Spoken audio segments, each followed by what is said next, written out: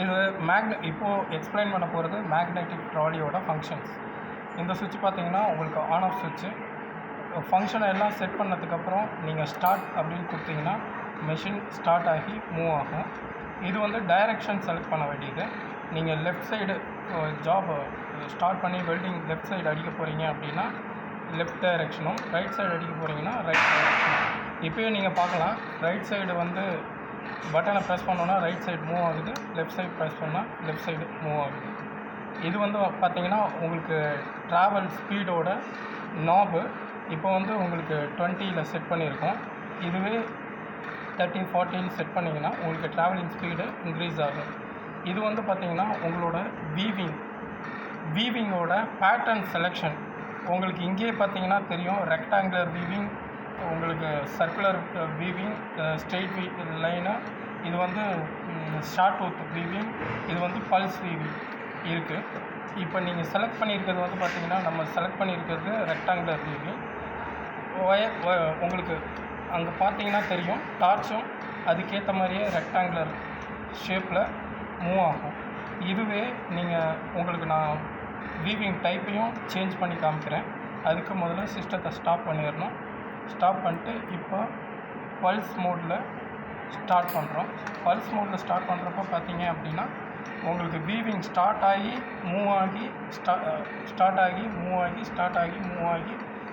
Torch போகுது. So இது வந்து பல்ஸ் வீவிங். எகெயின் நான் ஸ்டாப் பண்ணிட்டு ஷார்ட் டூத் உங்களுக்கு போட்டு காமிக்கிறேன். ஷார்ட் டூத் வீவிங் செலக்ட் பண்ணிட்டு நம்ம ஸ்டார்ட் பண்ணோம் அப்படின்னா இந்த ட்ராவலிங் ஸ்பீடு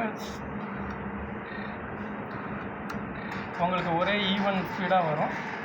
உங்களுக்கு வீவிங்கும் பார்த்தீங்கன்னா லைக் ஷார்ட் டூத் வேவ் ஃபார்மில் வீவிங் ஆகும். ஸோ இதுதான் இதில் இருக்க மேஜர் செட்டிங். இது இல்லாமல் நீங்கள் செட் பண்ணிக்கலாம். உங்களுக்கு லெஃப்ட் ரைட் ஆங்கிள் இருக்கு இல்லைங்களா, லெஃப்ட் அப்வர்ட். ஆக்சுவலி இப்போது உங்களுக்கு இந்த பொசிஷனில் இருக்கிறப்போ அப் டவுன் மாதிரி தெரியும். இது வந்து லெஃப்ட் ரைட் பல்ஸ். இப்போ லெஃப்ட் ரைட் பல்ஸை நீங்கள் இன்க்ரீஸ் பண்ணுறப்போ ரைட் சைடில் நின்று லெஃப்ட் சைடில் போயிட்டு குயிக்காக வந்துடும், ரைட் சைடில் நிற்கும், லெஃப்ட் சைடில் போயிட்டு குயிக்காக வந்துடும். இப்போ இதையும் இன்க்ரீஸ் பண்ணோம் அப்படின்னா உங்களுக்கு ரைட்லேயும் நிற்கும், எகைன் லெஃப்ட்டில் போய் அங்கேயும் நிற்கும், திருப்பி ரைட்டில் வந்து நிற்கும். ஸோ இது வந்து பார்த்திங்கன்னா உங்களுக்கு பல்சிங்க்கான செட்டிங்ஸ். அது இல்லாமல் பார்த்திங்கன்னா வீவிங் ஸ்பீடுக்கான செட்டிங் இருக்குது. வீவிங் ஸ்பீடோட செட்டிங்கும் நீங்கள் இன்க்ரீஸ் பண்ணிக்கலாம். நீங்கள் இன்க்ரீஸ் பண்ண வீவிங்கோட ஸ்பீடும் பார்த்திங்கன்னா இன்க்ரீஸ் ஆகிருக்கும். அதுக்கப்புறம் பார்த்திங்கன்னா வீவிங் ஆங்கிளும் செட் பண்ணிக்கலாம். இப்போ நம்ம 50 செட் பண்ணியிருக்கோம். அது நம்ம இப்போ 30 செட் பண்ணோம்னா வீவிங் ஆங்கிள் கம்மியாகும். இன்னும் ஜாஸ்தி அதிகப்படணும்னா வீவிங் ஆங்கிள் அதுக்கேற்ற மாதிரி அதிகமாகும். இதுதான் இதோட ஆப்ரேட்டிங் செட்டிங்கு. இது இல்லாமல் இது வந்து பார்த்திங்கன்னா உங்களுக்கு வீவிங்கோட செட்டிங், அப்புறம் மேக்னெட்டிக் மூமெண்ட்டோட செட்டிங்கை இது வரைக்கும் பார்த்தீங்க. இது இல்லாமல் உங்களுக்கு ஃபைன் டியூனிங் பண்ணுறதுக்காக இங்கே XY 2 ஸ்லைடு கொடுத்துருக்கோம். ஜஸ்ட்டு ஒரு சின்ன ஃபைன் டியூனிங் பண்ணோம், டார்ச்சை டவுன் பண்ணோம் அப்படின்னா இந்த நாபை ஃப்ரீ பண்ணுறது மூலமாக அப் பண்ணிக்கலாம், டைட் பண்ணுறது மூலமாக டவுன் பண்ணிக்கலாம். அதே மாதிரி லெஃப்ட் ரைட் மூவ்மெண்ட்டு டைட் பண்ணுறது மூலமாக ஃப்ரண்ட்டுக்கு கொண்டு போய்க்கலாம், லூஸ் பண்ணுறது மூலமாக அவே ஃப்ரம் த ஜாப் எடுத்துகிட்டு வந்துடலாம்.